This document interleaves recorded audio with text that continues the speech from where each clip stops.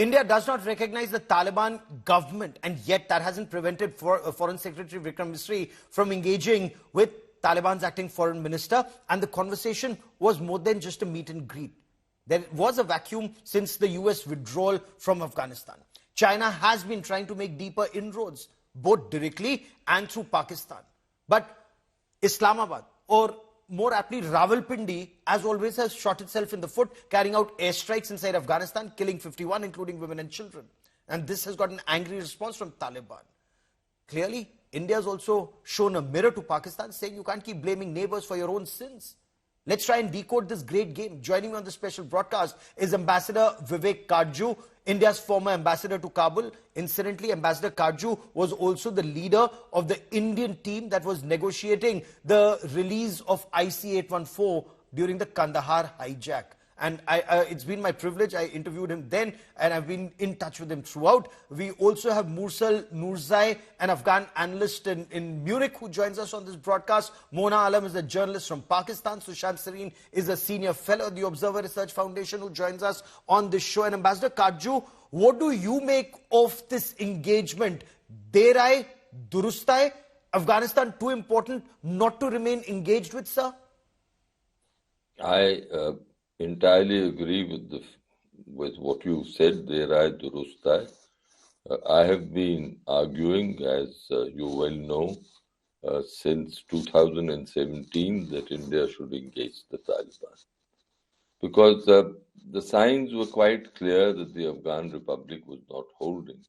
That was the first point I'll make. Second, you mentioned about Faiz Hamid's visit to Kabul in 2021, and you could then see the smile of victory on his face.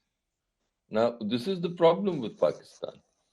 They have mucked up their relations with Afghanistan despite extending all-out support to Afghan resistance, quote-unquote resistance forces in 1989, in 1992, after 2021. And the reason is simple. They simply don't seem to understand Afghan psychology. Afghans may be helped, but they don't like interference. They are a very independent-minded people. That is something that we've always respected. And the Afghans have respected us for this. Okay. They've respected us, and you would know them well. You engaged with them even during IC-814 hijack, and subsequently, and I'll come to that in just a moment. I want to bring in Mursal Nurzai, who joins us from Munich, an Afghan strategic affairs analyst. What does India engaging with the Taliban government in Afghanistan mean for the people of Afghanistan right now, in your view, Ms. Nurzai? Namaste, Assalamu alaikum, Adab. Thank you for having me. It's extremely important, and as you said, der aaye, durust aaye, to engage with Taliban. I think this should have happened before, but it's never late. And for me, India being involved in this topic is very important. I tell you, based on the facts, India has a proud history of championing education, health, and social equality in its own country, having the largest population in the world now. So for India to use this experience and have this strategy to support a neighboring country and support a country who's always had the great political friendly ties, this will help Afghanistan a lot. And when we talk about Afghanistan, it's not a country of one specific regime. It's a country of hundreds of different political views. It's a country of different regions. It's a country of different kind of people with different languages and with different cultural ethnicities. So India or any other nation in this kind of situation, the nation seeks to support Afghanistan. We must ensure our aids or the aids extends beyond infrastructure and the immediate relief. It must actually promote the access to education for women and girls. And that's a very important point you raised, ma'am. to see what kind of education will be given. What is the content of that education? Is this focus on the extremist points, extremist values, or is it an education that really matters? The Okay. opportunity moment to work and the healthcare sector must be established for women, because these are the basic human rights that we are talking about. Oh, absolutely. Before I bring in Sushant Sareen and Mona Alam, Ambassador Kaju, you raised your hand. You want to quickly respond to Ms. Noorzai? I do believe that India should bring these points to Afghan attention. But that means India should say that, yes, we believe in gender equality, etc. But nothing beyond that. It is for the Afghans to build their own nation in their own style. There are universal values with regard to gender, and we respect those values. But however, if we try to push the Afghans, there will be a pushback. So these things have to evolve by themselves in time. And I'm sure that the Afghan lady, my colleague on this panel, would understand that.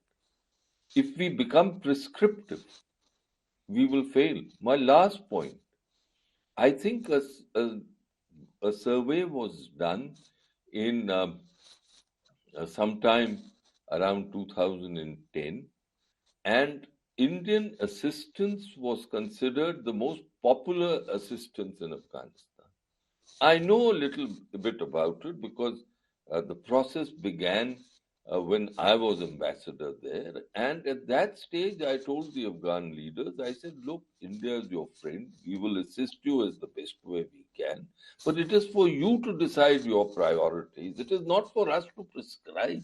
So India's help comes no strings attached. Unlike Pakistan, that has a string attached to everything. We'll also talk about China in just a moment. But Mona Alam, before I bring in Sushant Sareen, Pakistan was celebrating the pictures of then DG ISI Lieutenant General Faiz Hamid at the Serena Hotel in Kabul, and we'll just put out those images on our television screen. That was seen as this big victory for Pakistan. How did things go downhill ever since, or were they always downhill? Because Imran Khan in jail, and of course Faiz Hamid, I believe, again in jail. Your DGISI is now in jail, or at least attached for a court-martial. It was seen as this big victory, and Americans had been vanquished by the Pakistanis and the Afghans, and words to that effect. So what went wrong, Mona? Thank you, Gaurav. I'd try to introspect this. Look, the former DGI, he went to Kabul, and like him, a lot of other spy chiefs of other countries also went to Kabul back in the day. But none of them, got themselves pictured as Mr. Faiz Hamid did. So I think this was a folly, and, it kind of gave about this message that Pakistan was trying to boast the ouster of US troops from Afghanistan, though, Pakistan had nothing to do in the matter. And as Ambassador Saab has rightly pointed out, we do not want to impose anything on Afghanistan. Yes, we respect their sovereignty. We respect their own wills and wishes of their own people, of their own kind, but we do not want to impose anything on them. And we, as exactly in India, doesn't, but Pakistan has been quite different, Mona, hasn't it? And no. Sushant Sareen will tell us more about it. Beg to differ. Okay. So let me get Sushant Sareen, and I'll come back to you, Mona, just so that our viewers go back with facts. Sushant Sareen, does Pakistan have only itself to blame? It used and abused the people of Afghanistan. It only wanted this strategic depth and not the welfare of people of Afghanistan? Well, Pakistan was trying to convert Afghanistan into its fifth province, and clearly that was in the back of the mind. And for anybody to claim that the Pakistanis are not trying to impose themselves on the Afghans, that's like living in an alternate reality, because the entire operation, you see, at one level, the Pakistani analysts keep telling us that, they helped the Afghans or the Taliban so much for 20 years. They gave them support, sanctuary, money, everything. And yet, this is how the Taliban are repaying them. At one level, they say this. At another level, Mona Alam is saying that, look, We were not wanting the Americans or the Western troops to leave. We were not responsible for it. So they have to get their story correct, number one. Number two, the way they dealt with the Taliban while they were in Pakistan, they browbeat them, they intimidated them, they held their families hostage, they killed senior Taliban leaders in custody. They would ensure that the Taliban could not open any kind of negotiation without the ISI or the Pakistan Army's approval. So virtually everything was being dictated and directed by the Pakistanis. For them to then claim, and that is one of the reasons why Faiz Hamid was strutting around like the victor of Kabul, or Fateh Kabul as they would like to call him in Lahore. This is what was happening. But I think what has happened is that the Taliban understood the nature of the Pakistanis. And I think the best description of Pakistanis has been given in this guy, Abdul Salam Zaif's book, My Life with Taliban, where he describes the Pakistanis as being two-faced. He describes them as having two tongues in one mouth, two heads on one, two faces on one head, and they try and speak everybody's language and they betray everybody. They are treacherous. This is not my description, although I agree with it. This is the description of Abdul Salam Zaif. So the point is that the Taliban understood how the Pakistanis were dealing with them. And now that the compulsion of dealing with Pakistan is gone, they've come into their own. And of course, the Taliban are entitled to deal with India because there are sovereign power. Now, India doesn't have to endorse everything that the Taliban do, and we don't. But engagement is not endorsement. Okay. I think we need to be clear about that, number one. Number two, our engagement with the Taliban started almost 2 years back, maybe even longer.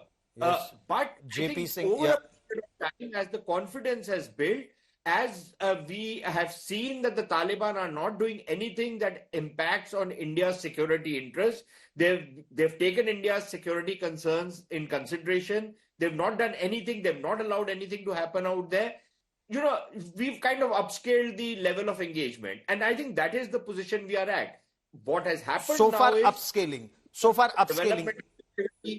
And a whole lot of stuff, which, you pointed out in your report. Yes, stay with me. So, Mona, you want to now, Mona, okay, before I bring in Ambassador Kaju, you want to now correct your stance, because here we are not looking at propaganda. We're just looking at, is there a realization in Pakistan that their Afghanistan policy, looking for strategic depth, and perhaps that's been Pakistan's big dream for decades. It just boomeranged because the people of Afghanistan were ill-treated. They're not vassals, they're not slaves, they're not servants. Well, I hope I'd have my say as everyone else has spoken of their heart on the panel. So bear me out on my facts, on my side of the facts as well. The story is very straight. It may be concocted in only some people's minds, but the story in essence and in reality is as straight as it could be. Look, Pakistan only expected Afghanistan not to attack Pakistan and Pakistani citizens once they've had their government in place, once the Taliban have had their government in place. But this is exactly, and this is the only plea that Pakistan has had since day one until today. This is all that we've expected from them. Whenever that we say that, Afghanistan should be grateful for whatever Pakistan did for them, for whatever refugees, the largest number of Afghan refugees that were hosted by Pakistan. This was the only expectation that Pakistan had. Ambassador Saab may disagree with me. I'm sure he will have the stage to himself to voice out his disagreement. But, this is what my reading and my own assessment is. This is exactly what we've expected them to do. And, talking about double faces and two faces, I wish I could, play out those Indian shows of which I were a part of. When the Indians were actually celebrating or mourning over the fallout of US troops in Afghanistan in 2021, and they were kind of telling us and telling the world how bad that is, and how how bad the Taliban are, and how what savage animals the Taliban are, and how the entire Afghan citizens are now at the mercy of Talibanization in their country. And it was Pakistan, it was us on your own panels, on these same shows, on these same platforms, Gaurav. We were trying to put in some sense into the matter that, we may not agree with their, lifestyle and with their mannerism, but At the end of the day, it is their country and it should Okay. run as they want it to run. Okay, We are so not here to Mursal dictate them. Nurzai is an Afghan. Permit yeah. her to have a voice. Ambassador Kaju also. Sir, give me 30 seconds. I want to bring in Mursal Please. Nurzai into this conversation. What is your reading of Pakistan as an Afghan? And as somebody who's, because India or Indians may have an opinion because we've been victims of Pakistan state-sponsored radical Islamist terror for decades. But your opinion, Nurzai, what is your take on on Pakistan? I just want to say I have lived in Pakistan and I have some great friends from there. But the reality is for every Afghan living in Pakistan or lived in Pakistan as a refugee, Pakistan received aids and money for that. So Afghans never lived for free in Pakistan. We as Afghans, we brought money and resources when we migrated from Afghanistan to Pakistan for years. Whether it was from UN, whether it was from US. The fall of US was for sure. No one can rule Afghanistan forever, whether it was Britain, the Soviets, or the US. But the way it was done was wrong. The way they handed over Afghanistan to Taliban was wrong. And we cannot deny the fact that Taliban were supported, praised, and given all the resources in Pakistan all these years. I have seen their offices and their homes in Peshawar, in Rawalpindi, in other areas.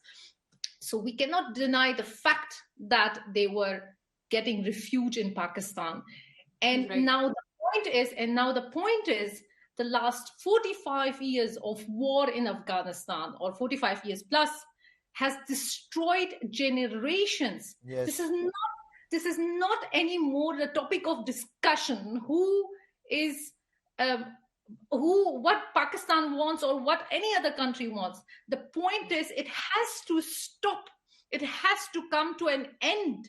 Yes. And the only way it can be done, the countries who are being involved in discussions with Taliban, which is at this point of time, there is no other way. They are there. This regime is there. We have to speak with them, whether it's Qatar, whether it's India, or whether it's UAE or Pakistan.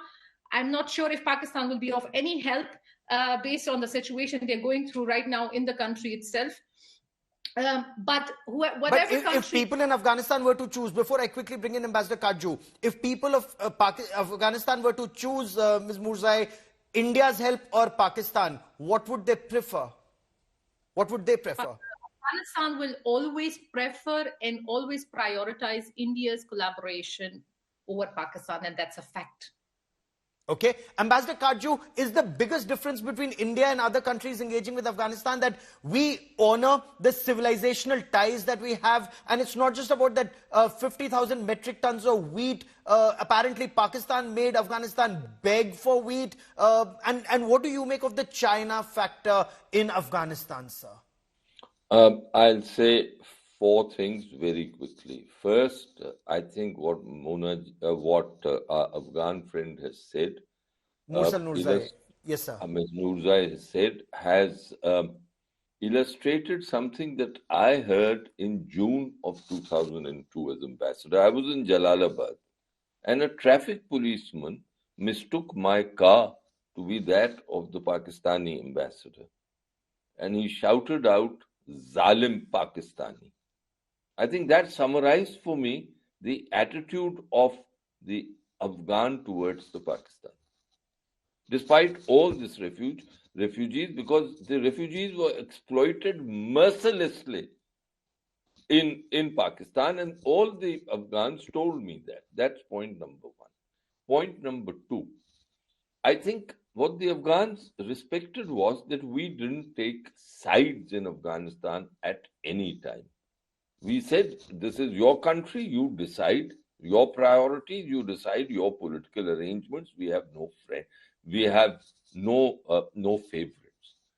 Third, when it came to a coincidence of interest, there was a coincidence of interest between India and Afghanistan.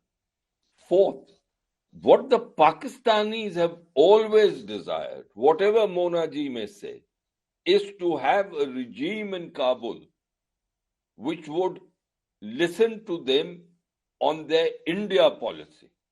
That has been the Pakistani ambition, and they thought that once the Taliban are in authority in Kabul, they would do precisely that because of the leverages that the Pakistanis had over some of the Afghan leadership. They failed. They mucked it up. As I've told you, they have the Pakistan.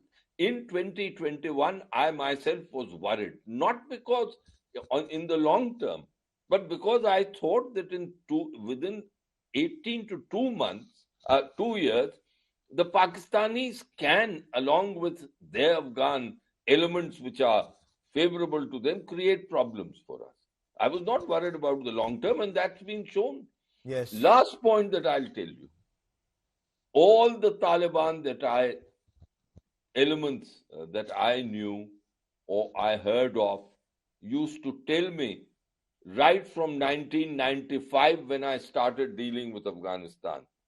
They said that, look, don't think that we are Pakistani stooges. We are not. If you think we are mistaken. At that, the 1990s was a very different situation. Absolutely. Mullah Omar had a totally different orientation. So that is why in 2017 I had come to the conclusion, and I know, and Sushant is here, I know I can tell him, all the Indian analysts were deriding me. Yes. All. And today I'm very happy that we are engaging them. And my last point is that on Afghan visas, yes, we've got to take a more pragmatic view. We paid a very heavy price because many Afghans have been left in the lurch. Yes. And I think the time has come when, looking after our security interests, we've got to open up on Afghan visas, and the sooner we do so, the better. Okay.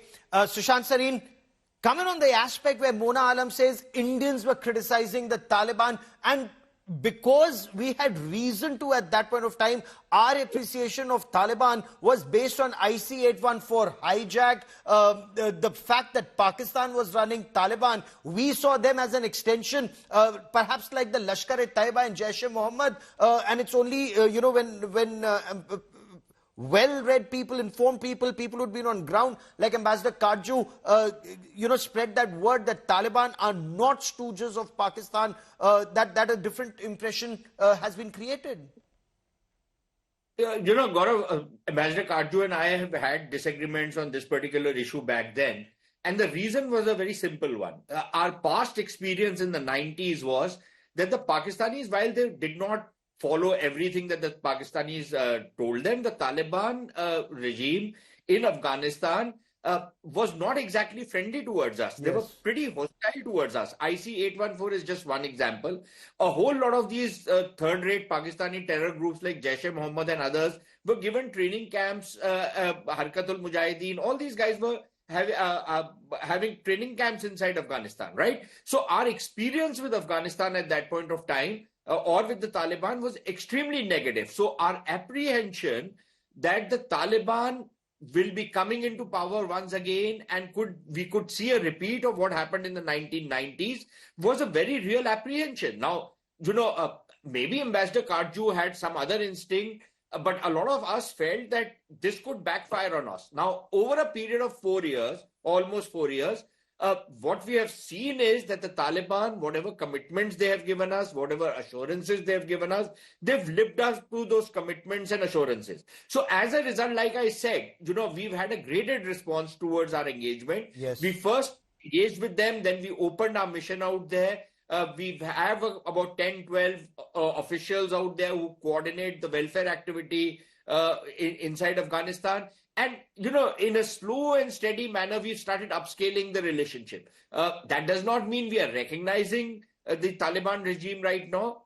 On that, we will move with the international consensus.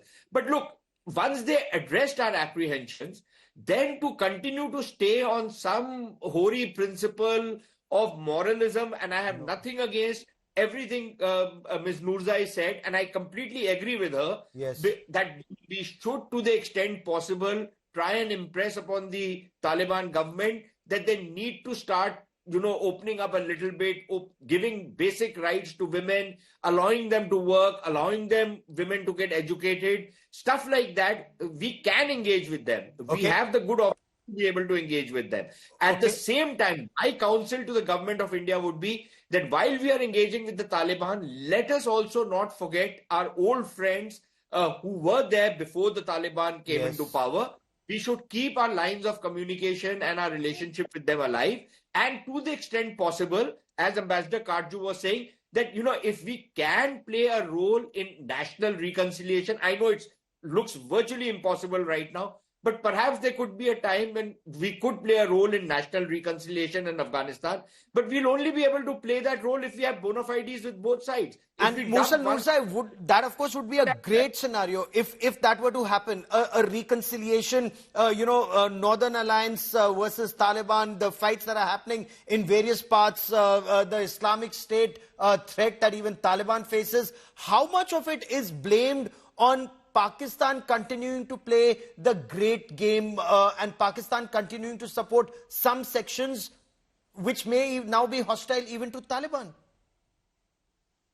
True, and as far as that will keep continuing, we are losing internationally. We are losing resources. We are losing money. We are losing people's life, because support to terrorism must stop. Support to give place to that kind of organizations to have a place where they can nourish and they can do their planning. Pakistan has to stop supporting those organizations, and if they cannot, then there should be certain measurements taken where there should be more strict regulations and control over the borders, because if this will continue, any reconstruction in Afghanistan, any money spent in the future of that country will be in vain. Because reconstruction becomes extremely important in the times ahead. Infrastructure is one area where India has tremendous experience, expertise, and past performance in Afghanistan. But Mona, a friend in Afghanistan was telling me some time back that the people of Afghanistan, and I want to take you back to 2020, 2021, they were in desperate need of wheat, and Musa Noorzai can perhaps shed more light on that. They desperately needed wheat. They needed food grain. They were recovering from a drought. They were asking Pakistan, and Pakistan apparently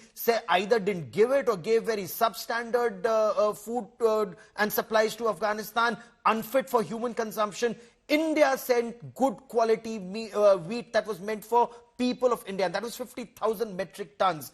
Does that show the difference? It does to people of Afghanistan, but does Pakistan realize that Afghanistan cannot be treated as a subpar partner? And perhaps that was Pakistan's big folly, just treating them as a hired gun. No, well, not at all. The only folly that Pakistan had, in my own analysis, is this, that, they thought that TTA and TTP were different entities. And TTP are a terrorist group, but TTA are different people. And they're the ones who, are legitimate owners of Afghanistan and the legitimate, people who should govern Pakistan. And they are in the majority in their own country. But I think a lot of people in Pakistan believed that, these TTP and TTA are actually, two faces of the same coin.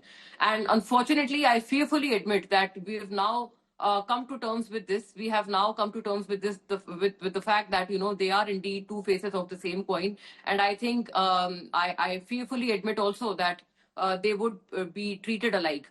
In case, they're not stopping these safe havens of TTP from operating within their own lands, and the kind of insurgencies and the kind of casualties that the Pakistanis are facing at the hands of Afghan TTP and TTA both on a daily basis, I fear that, Pakistan will have to do something on its own. And Pakistan has already done something of its own.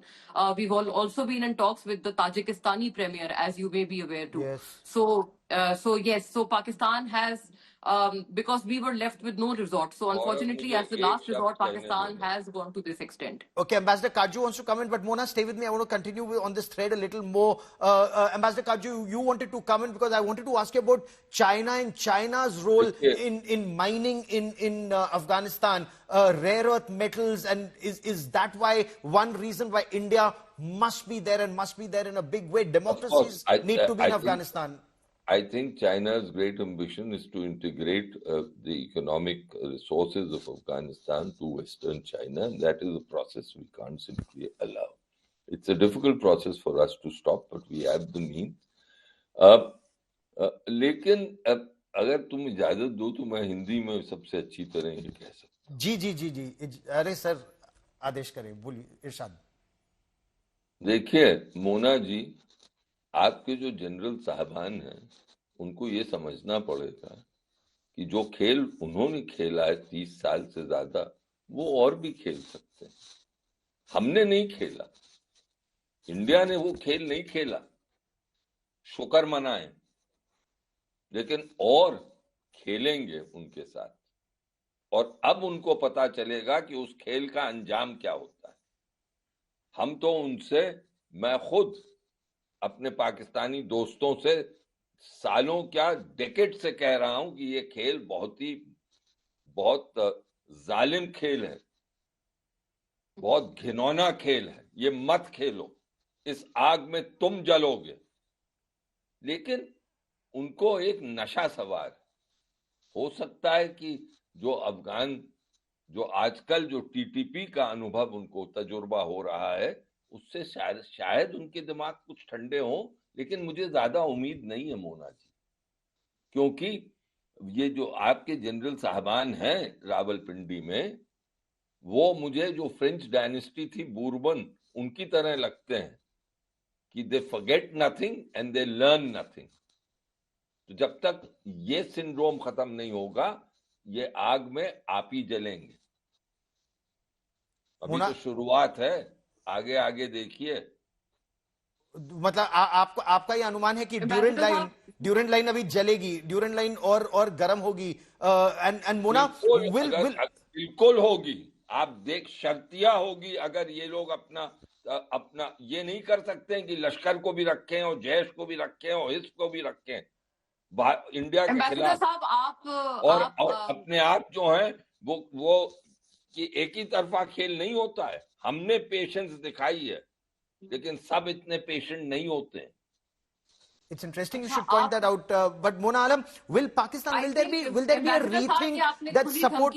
This is an open threat that you have issued. कोई आपको धमकी नहीं दी है. कौन सी धमकी दे रहा हूं? नहीं. You may see this as a dhamki.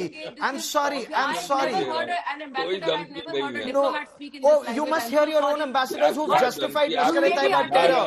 They've justified Lashkar-e-Taiba, and I'll send you that clip. In fact, on Twitter, and I want our viewers to hear this.